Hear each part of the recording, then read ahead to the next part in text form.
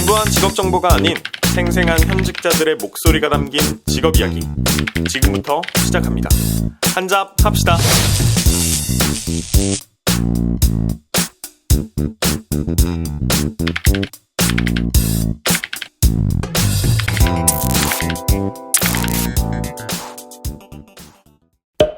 근데 요즘에 잡지유 댓글 보면 좀 큰일 난 게 있어요.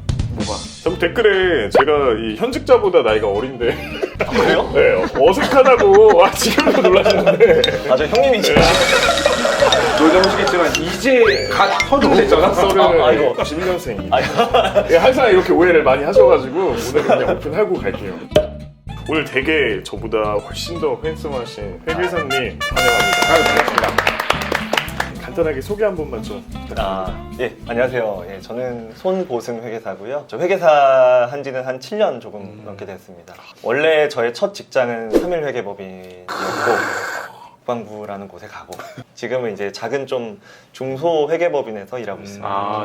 3일 진짜. 회계 와. 쪽에서는 이제 김앤장. 우리나라에서 회계법인이라 하면은 손꼽히는 진짜. 되게 오늘 풀 얘기도 되게 많을 것 같아요. 맞아. 굉장히 기대가 되는데 그럼 간단하게 회계사라는 직업에 대해서 한 번만 좀 소개 부탁드립니다. 회계는 회사에 쓰이는 언어예요. 회사에서는 회계라는 언어를 써서 회사의 모든 자금을 다 나타내줘요. 네. 숫자와 관련된 첫 번째 세무 업무, 이제 뭐 세금 신고하거나 아니면 세금을 얼마 절세할 수 있을까. 그리고 회계 감사라고 해서 우리나라에서 일정 규모 이상의 회사는 네. 반드시 감사를 받아야 돼요. 네. 그게 한 전국에 한 35,000개 정도 있거든요. 회계 감사를 하기도 하고요. 와. 세 번째는 네. 재무자문이라는 건데 회사의 가치를 구하는 가치평가 아니면 회사를 다른 곳에 팔고 싶어요. M&A 아니면 회사를 우리 주식시장에 상장시키고 싶다. 이럴 때 저희한테 자문을 얻습니다. 이렇게 크게 세 가지 업무가 회계사가 있죠. 비유가 되게 적절했던 게 회사에서 쓰는 언어가 회계. 맞습니다. 그러면은 이제 IT로 따지면 IT에서는 C 언어가 있듯이 일반 회사에는 이제 회계라는 단어. 정확합니다. 모르겠다. 일단 출연자가 공짜에 맞춰주니까 내가 속으로는 되게 좀 모르겠어.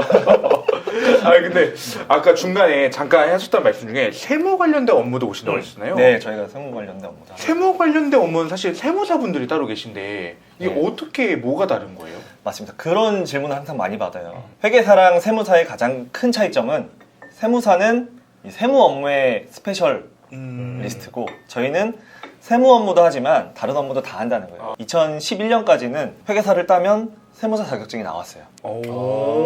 근데 2012년부터는 세무사라는 자격을 안 주고요. 세무 대리 자격증을 줍니다. 그 업무가 조금 그러면 뭐가 좀 차이가 지기 시작한 거예요? 아닙니다. 업무 차이는 없고 용어 차이만 생긴 거고 이제 세무사라고는 저희가 못하고 대신에 세무사처럼 사무소를 개업해서 이제 세무사 일을 할 수가 있는 겁니다. 저희가 이걸 왜 여쭤봤냐면 세무 회계사무소라는 용어에 맞습니다. 그런 것들이 너무 많더라고요. 맞습니다. 세무고 회계만 회계지 왜 세무 그죠. 회계지 막 네. 이랬거든요. 세무회계사무소도 두 가지예요. 세무사가 운영하시는 세무회계사무소가 있고 회계사분이 운영하시는 세무회계사무소가 있어요. 세무사분들도 회계사분들의 업무를 세무사분이나 개인 사무소분들의 업무는 이제 큰 회계는 아니에요. 이제 약간 작은 규모의 회계이기 때문에 상관없이 자격증 없이도 할 수 있는 회계 업무를 할 수 있고 무슨 말인지 알겠어. 규모가 너무 크고 이제 법적으로 반드시 회계법인한테 감사를 받거나 아니면 뭐 인증을 받아야 되는 업무가 있어요. 개인 사무소에서는 어렵고 크게 회계법인이 할 수 있는 일들이 있습니다. 그렇구나. 이게 네. 좀 명확해진 것 그러네요. 같아요. 준비 과정을 지금도 좀 여쭤보려고 네. 하는데 네. 우선은 관련 전공을 혹시 어떤 걸? 회계사를 응시하려면 경영학 그리고 경제학, 회계학을 일정 학점을 인수를 해야 됩니다. 예. 그럼 그쪽 관련된 전공이 아니시면 시험 자체를 아예 못 봐요? 인터넷에 독학사라는 게 있어요. 그거 학점 이수할 수 있는 인강으로 듣고 그런 개념으로 할 수 있어서 사실 전공이 무의미해요. 그렇구나. 어쨌든 지원 자격에 필수적으로는 몇 학점 이상은 있어야지만 반드시 인지가 있어야 가능하다. 돼요. 예. 근데 저는 오히려 전공하지 않은 사람이 회계사가 되면 훨씬 더 메리트 있다고 생각을 하거든요. 시험에 붙기 위해서 학점 이수라든지 아니면 관련 과목 공부라든지는 경영 관련된 과목이 훨씬 좋아요. 근데 막상 시험에 붙으면 다른 전공이 훨씬 더 힘을 많이 발휘합니다. 왜요? 저희 이제 입사 동기 중에 한 분은 컴공 전공이세요. 그분은 회계도 할 줄 아는데 컴퓨터도 할 줄 아시는 거예요. 여기저기 스카웃이 많이 옵니다. 저희는 할 줄 아는 게 회계밖에 없어요. 경영학을 전공이기 때문에. 그러니까 영향을 좀 다양하게 가지고 그렇다. 계시면 유리하겠네요. 그래서 실제로 경영학 전공하지 않은 분들도 상당히 많습니다. 그런 분들은 이제 학점 별도로 독학사에서 또 그- 아니면 뭐 이중 전공이나 이런 복수 전공 복수 전공하셔고 네, 따로 준비하셔서 네. 준비를 학교 다니시면서 계속 준비를 하세요? 안 그러면 다들 졸업하시고 나서 준비를 하시는 분들이 많나요? 요새는 좀 일찍부터 공부하시는 분이 많더라고요. 아. 그래서 보통은 다 재학 중에 시작을 해서 일찍 붙으신 분들은 졸업 전에 붙으시고 졸업 전에 붙으면 졸업을 안 해도 취업하는데 문제 없어요? 전혀 문제 없습니다. 이게 시장 상황에 따라 다른데 요새 회계사가 너무 모자라요. 자기가 다 갈 수 있습니다. 원하는 회계법인 거의 다 갈 수 있어요. 이게 얼마나 아름다운 말인가. 네, 몇 군데 빼고는 거의 다 갈 수 있는 상황이죠. 자격증만 취득하면 취업은 조금 수월하다. 오. 네, 파트타임이라는 제도가 있어서 이제 보통 방학이 12월부터 하잖아요. 네. 그래서 12월, 1월, 2월까지만 일할 수 있는 파트타임 제도가 있어서 우와. 급여는 똑같습니다. 일반 신입사원이랑 똑같이 받으면서 알바식으로 일하는 거. 학기 중에는 학교 다녀. 네. 방학 중간에 와서 네. 일해. 이게 뭐야? 우와, 장난 아니다. 되게 능동적인 느낌이네요. 네, 그렇습니다. 네. 사실 이게 진짜 어려운 시험이라고 저희는 알고 있거든요. 예, 어렵죠. 주로 공부하시는 분들이 뭐 학원에 따로 다니시는지 아니면 뭐 인강을 들으시는지. 뭐 요새는 로스쿨 준비 막 이렇게 네, 맞아요. 고시반이 있거든요. 네. 회계사 준비반도 대부분이 있어요. 거기서 이제 자는 것도 제공해주고 장학금도 나오고 식비도 나오고 학교에서요? 독서실 자리도 줍니다. 저 때는 그렇고 지금도 아마 그렇게 줄 거예요. 왜냐하면 학교 입장에서는 합격자 수가 상당히 중요하기 때문에 투자를 많이 해요. 취업률이죠. 예, 학교는. 매년 학교별로 홍인에게서 합격자 수 순위가 맨날 매겨지니까 네. 좋은 학교를 나오셔서 그런 거 아니에요? 오히려 좋은 학교는 지원이 없어요. 아, 진짜? 관악구에 있는 학교는 네. 없어요. 그냥 아. 자기가 알아서 해라고 이제 그 외의 학교들은 고시반이 있어서 그럼 만약에 네. 학교에서 전공을 안 하시고 나중에 이제 하시는 분들이 네. 계시나요? 그분들은 어떻게 공부를 하셔야 될까요? 요새는 학원을 보통 인강으로 많이 듣잖아요. 네. 독서실을 끊고 인강을 듣고 요새 보통 이렇게 그냥 많이 합니다. 가기도 번거롭고 요새는 퀄리티가 되게 좋잖아요. 네. 인터넷 강의도 화질도 좋고 다시 들을 수 있고 배속도 되니까 전 대부분 서강대치가 합격시켜줄 줄 알았거든요. 그렇지. 거기서는 근데 많이들 하지 않나? 거기도 좀 공무원 시험 합격. 네. 해봐. 너 우리 PP에 들어올지도 모르겠다. 그럼 뭐 인강을 듣거나 안 그러면 네. 따로 학교에 좀 지원을 해주시거나 이렇게 하는데 네. 어떤 과목들을 공부를 해야 되는 거예요? 회계사가 조금 어려운 이유 중에 하나가 네. 과목이 너무 다양해요. 우리 회계사는 기본적으로 회계학을 하겠죠. 세무 업무도 해야 되기 때문에 세법도 공부해야 되고 상법이라고 법률적인 공부도 해야 되고 경제학도 해야 되고 수리적인 부분 재무관리라고 해서 주식 가치 구하는 방식 아 루트요? 뭐 그런 거죠. 예, 너무 다양해요. 그래서 과목이 회계학, 세법, 경제학, 경영학, 재무관리, 상법 거의 대부분이 법이겠네요. 법도 있고 그 재무관리는 다 수학이에요. 미적 나와요? 당연히 나오겠지. 공대 출신 친구가 시험을 준비를 했는데 자기는 재무관리는 수학적이니까 네. 좀 자신이 있겠다 하더니 1년 뒤에 자기는 재무관리가 제일 어려운 것 같다고. 사실 회계사 시험에서 재무관리랑 세법 뭐 이게 제일 저놈의 수학 배워서 어디다 써먹나 싶었거든. 있으니까 알려주는 거야. 수학이 제일 좋은 게 그거잖아요. 답이 있다는 거. 근데 답을 구할 줄 모른다 하고. 오케이. 평균 다들 얼마 정도나 준비를 하세요? 정말 한 번에 붙는다는 가정하면 1년 반에서 2년 정도가 최소고 이제 최대로 길어지면 한 5년 이상도 가는데 평균적으로 한 3년에서 5년 정도로 보시면 될 것 같아요. 회계사님 얼마 준비하셨어요? 짧다. 음성으로 해주시고 저는 한 1년 반에서 2년 정도 했던 거 그래, 야, 이상하다. 야, 우리 생각보다는 다 이상하다. 그렇게 섭외를 하신 거 웬만하면 현실적으로 보여드리려고 하는데 항상 비현실적인 분들이 오셔가지고 또 그러니까. 자, 그러면은 도대체 어떤 과정을 하시길래 그게 몇 년씩이나 기간이 걸리는지. 과정이 좀 어떻게 이루어지게 되나요? 이제 필기 시험은 1차 시험, 2차 시험이 나오고요 2차까지 붙으면 사실 회계사 시험에 합격하신 거가 되는 거고요 2차 시험에 합격하면은 회계법인에 들어가는데 문제는 회계사는 수습기간이 2년이 있어요 그래서 1년차 시험, 2년차 시험 따로 시험을 또 봐야 되고요 그리고 실기가 없는 대신에 그 2년 수습기간이 어떻게 보면 그 실무 경험 실기라고 볼 수 있겠죠 1차, 2차 시험을 보시고 합격하신 다음에 이제 면접을 가서 취업을 하시잖아요. 네. 그 이후에도 그럼 시험이 또 있어요? 한국 공인회계사회라는 협회가 있어요 네. 거기서 시험을 2번을 봐서 또 다 합격을 해요 우와, 그러면 이게 회계사 시험만 붙는다고 합격이 그러네요. 끝난 게 아니잖아요. 물론 떨어지는 사람도 있어요 네. 근데 어렵지는 않습니다 일단은 그러면 취업하기 전에 수습기간 전에 보시는 시험부터 한번 보자고. 필기시험 1차에는 어떤 것들을 봐요? 1차에는 회계학이 있습니다. 회계학은 재무회계, 원가회계, 정부회계가 나오는데요.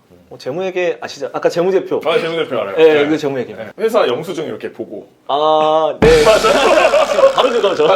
그리고 원가회계, 이 컵의 원가가 얼마일까? 그리고 정부회계라고 해서 정부에서 쓰이는 회계가 또 따로 있어요. 그럼 일단 1차에서 세 가지 과목을. 아닙니다. 그게 회계학이고요. 두 번째는 이제 세법. 세법이 저는 사실 좀 어려운데 법인세, 소득세, 부가세, 국세기본법, 상증세, 기타세 이런 각종 세금 관련된 게 한 파트로 또 나오고요. 그게 세법. 그게 세법. 그리고 이제 상법은 이제 회사가 운영을 할 때 마음대로 운영할 수가 없거든요. 네. 주식회사 같은 경우에도 일정한 규칙이 있어요. 규칙에 관한 내용이 바로 상법이에요. 아, 쉽게 약간 상도덕법 약간 이렇게. 이제 그거를 이제 전문 용어로 상행위라고 하는데 아. 그거 관련된 내용이 상법 한 파트고요. 어. 이제 경영학이라고 해서 마케팅도 배우고 뭐 경영정보 시스템도 배우고 이런 거 배우잖아요. 그것도 시험에 나오고요. 경제학이라고 해서 미시경제, 거시경제, 그거 국제경제 알아요. 네. 이것도 한 파트로 나오고 아까 말씀드린 재무관리라고 해서 되게 수학적인 그런 과목도 시험에 나옵니다. 그게 1차예요. 이렇게 해서 1차 시험인데 그럼 1차 시험에 이거 합격 기준은 뭐예요? 꽈락이 있어요. 네. 각 과목이 40점을 넘어야 됩니다. 그리고 평균 점수가 이제 합격의 기준인데 네. 라떼는 평균 60점만 넘으면 합격이었어요. 근데 이제 좀 시간이 흐르면서 요새는 상대평가로 바뀌어요, 1차가. 1차를 몇 명이나 배수? 뽑아요? 보통 한 2배수 정도로. 2배수 정도. 세무사편을 보신 분들은 아시겠지만 네. 똑같이 유예라는 제도가 있어서 그렇죠. 전년도에 예, 수정분들. 그해 2차 시험을 보고 안 된 사람은 그 다음에 또 볼 수가 있어요. 네. 자, 그러면은 2차 과목을. 고생하셨고 이제 다시 2차를 준비를 하셔야 되는데 2차는 그나마 다행인 게 뭐냐면 한 과목만 새로운 과목이 추가가 돼요. 회계 감사라는 새로운 과목이 추가되고 나머지 과목들은 1차 때 봤던 과목 중에서 좀 중요한 과목들만 나옵니다. 재무회계라고 해서 아까 말씀드린 재무제표 있죠? 네, 그거 맞아요. 좀 심화가죠. 그거랑 원가회계, 세법, 재무관리, 회계 감사라는 과목이 추가가 됩니다. 객관식은 이제 없어지고 다 서술형식으로. 2차는 5일 서술형. 예, 올 서술형, 논술형 뭐 이렇게. 야, 근데 서술형은 난 도대체 기준이 뭔지 모르겠어. 맛깔나게 잘 쓰시면. 예, 그쵸. 네, 그죠. 일단은 글씨를 예쁘게 써야겠죠. 저는 그래서 1차 끝나고 한 일주일 동안 글씨 연습만 해요. 너무 못 쓰니까 아. 알아볼 수가, 저도 잘 못 알아보거든요. 그럴 수도 있긴 그러니까 하네. 자, 그러면은 네. 이렇게 해서 최종 합격되신 분들이 평균 1년에 몇 분 정도를 뽑는 거예요? 올해는 1100명, 그리고 내년에는 아마 조금씩 늘어나서 한 1200명, 300명까지 늘어날 시작하실 때 좀 네. 요즘 회계사분들이 수가 좀 많이 적다. 거예요. 그러면은 확 늘려가지고 막 2,000명, 3,000명 막 한 번에 좀 확 뽑아서 그러시면 안 됩니다. 시험 장난이야. 그러면 안 되는 건가? 네, 그렇게 되면은 품질 관리가 안 돼요. 그럼 한 1000에서 1200명을 매년 뽑으시니까 네. 그 1차 합격자는 한 2,500명 정도 대신에 전년도 유예하신 분들까지 따지면은 네, 한 3,000분, 3,500분 정도는 시험을 응시를 3000명 정도 할 것 같습니다. 그러면 네. 경쟁률이 한 3대 1 정도는 되는 거고요. 거기서 1100명이니까. 1차 1차 시험 보고 나서 2차 시험까지 걸리는 기간이 얼마예요? 1차 시험이 보통 2월 말에 있고요. 2차 시험이 6월 말에 있어서 4개월밖에 시간이 없습니다. 보통 그래서 그해 1차와 2차 동시에 붙는 사람들이 이제 동차 합격이라고 하는데 동차 합격은 사실 쉽지가 않아요. 그래서 저희 그러면 이제 준비 과정은 여기까지만 살펴보고 이제 본격적으로 현 업무에 대해서 좀 여쭤볼게요. 혹시 합격하시고 나서 네. 언제쯤 취업을 하시는 거예요? 원래는 합격자 발표가 나고 취업을 해야 되잖아요. 네. 그죠? 그게 아니라 2차 시험이 끝나면 발표 나기 전에 이미 뽑아요. 이상하게 과거부터 그래왔어요. 이게 시험 결과가 나오기 전에 미리 합격자를 뽑아놓고 이제 합격하신 분들은 법인에 입사를 하시는 거고 불합격하시는 분들은 자동으로 탈락을 하시는 거예요. 변호사분도 그러셨고 맞아요. 그 변리사분도 변리사, 네. 그러셨고 그러면은 2차 시험 보자마자 거의 바로 취업 시작이 되겠네요. 바로 이제 면접 준비하고 면접도 보죠 이제. 회계부님이 붙었어요. 그럼 바로 출근을 해요? 그것도 고를 수가 있어요 저희가. 졸업을 하신 분들이나 졸업 예정자분들은 9월이나 10월에 입사를 할 수가 있어요. 근데 학기가 남으신 분들은 파트타임으로 일할 수도 있고 아니면 학기가 끝나는 시점부터 근무를 할 수가 있는 거죠. 그럼 발표는 언제 나요? 9월 달에 납니다. 그러면 바로 취업 활동을 하시는데 그죠. 대신에 발표 나고 나서 일은 시작을 하시는 거군요. 9월 초, 뭐 8월 말 이때 발표가 나기 때문에 그 되게 약간 피 말릴 것 같은 맞습니다. 느낌이에요. 아, 나는 여름 휴가 시원하게 가시겠다 이랬는데. 갈 수 있죠. 끝나니까. 저 그러면은 이 취업 활동을 위해서 일반적으로 우리가 아는 채용 사이트, 뭐 사람인, 뭐 잡코리아 이런 데서 보시는지, 아니면 뭔가 회계사 분들만의 다른 커뮤니티가 있는지. 물론 커뮤니티도 있는데 회계법인은 뭐 이걸 좀 나가도 돼야 될지 모르겠는데 보수적인 집단이라서